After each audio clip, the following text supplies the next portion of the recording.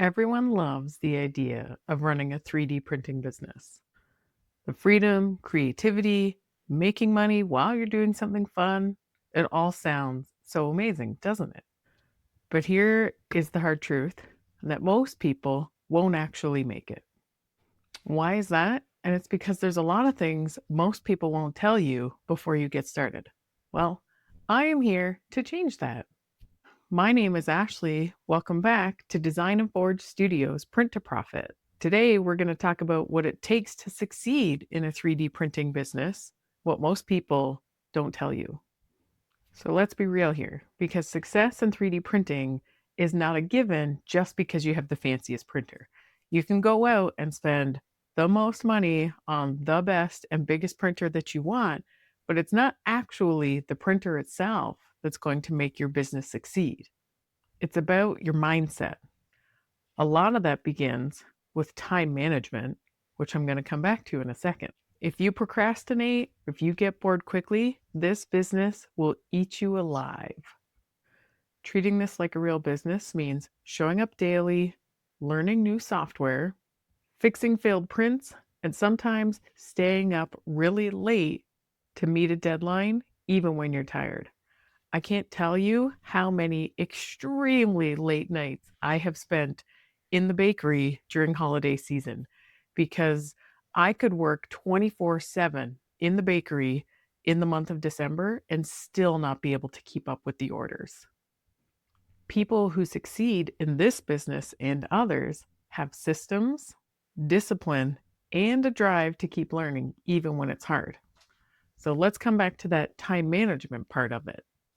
I'm going to touch on this because, thank you, it came up in the comments and I would love to talk about it because I have definitely learned about time management after running the bakery for 5 years. And this is something that gets overlooked way too often.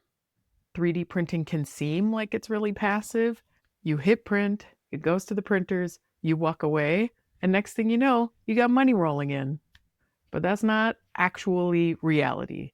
You've got failed prints, troubleshooting, cleaning the beds, prepping the files ahead of time, because even if you buy them from Etsy or Patreon, you still want to check every single file, make sure that the cuts are right, to make sure that you're getting the best quality print. Maybe you want to change up the colors. That's going to help you to set you apart from other people out there. Don't necessarily just do what you see. Then when it's done, you got to take good product photos, make sure you have proper lighting. Natural lighting is best. We could talk about that another day if people really want to discuss that.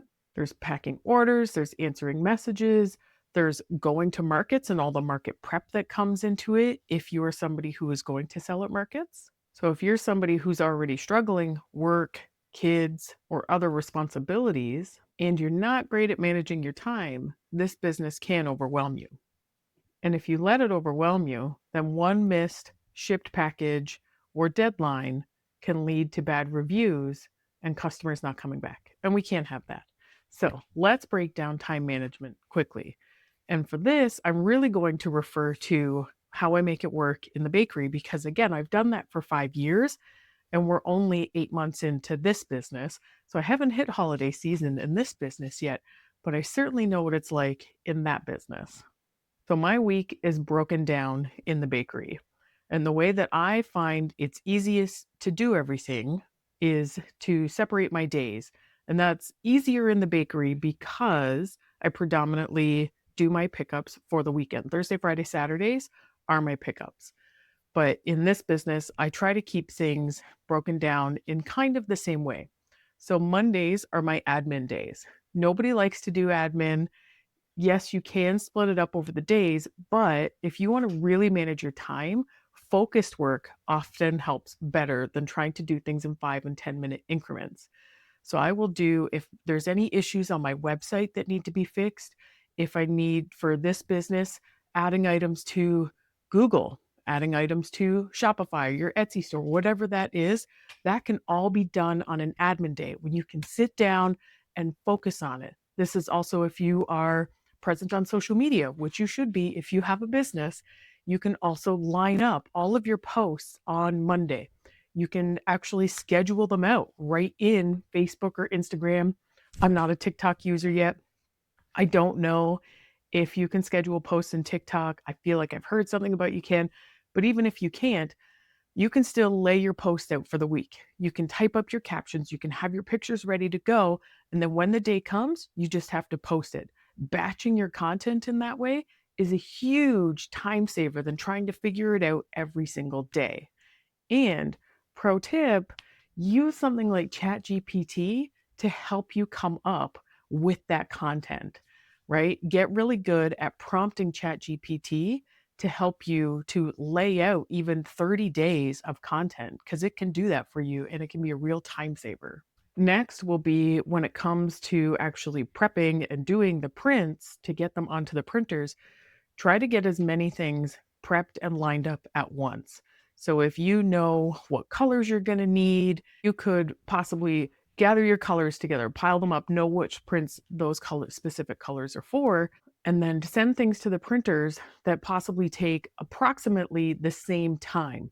So that instead of you maybe having to come down every half an hour or hour because that's when the prints are finishing, if you send multiple prints to the printer that say they're going to take 3 hours each, you can come down, change all your filament colors at once, and then head back to have a life again and let your printers continue to do the work.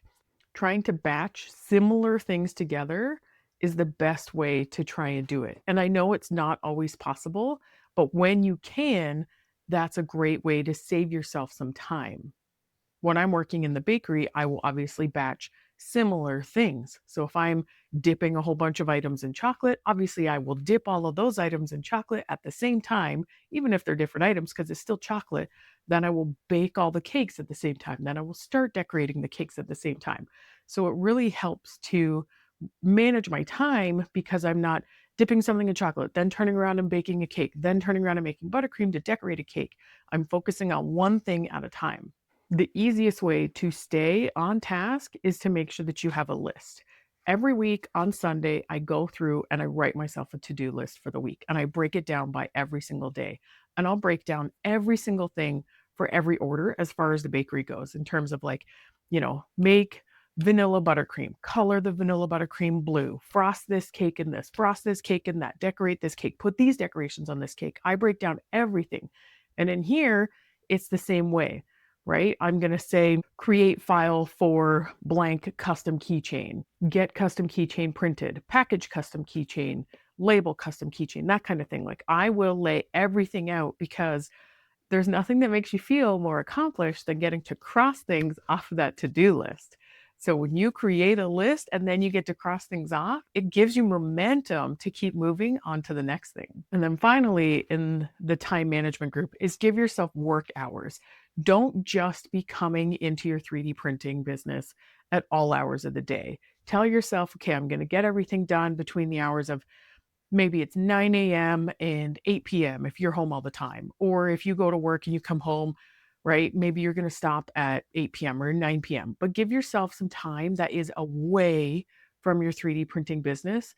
Because if you don't, it will feel really overwhelming really quickly. And if you're going to succeed in your business, you don't ever want to get to the point where you feel overwhelmed. Here's something that a lot of creators won't admit, and that's that you don't need to be the most skilled 3D designer to be successful in this business. But you do need to have a strategy, and what you print does matter. Stop just going out there and printing any random thing that catches your attention. Instead, find a niche like we've spoken about before, find products that solve a problem, or again, offer customizations. Those are ways that you are going to set yourself apart from everybody else. There's nobody else out there like you running a 3D printing business. So you are going to set your business apart no matter what, but not if you're just randomly printing anything and everything and hoping that something hits.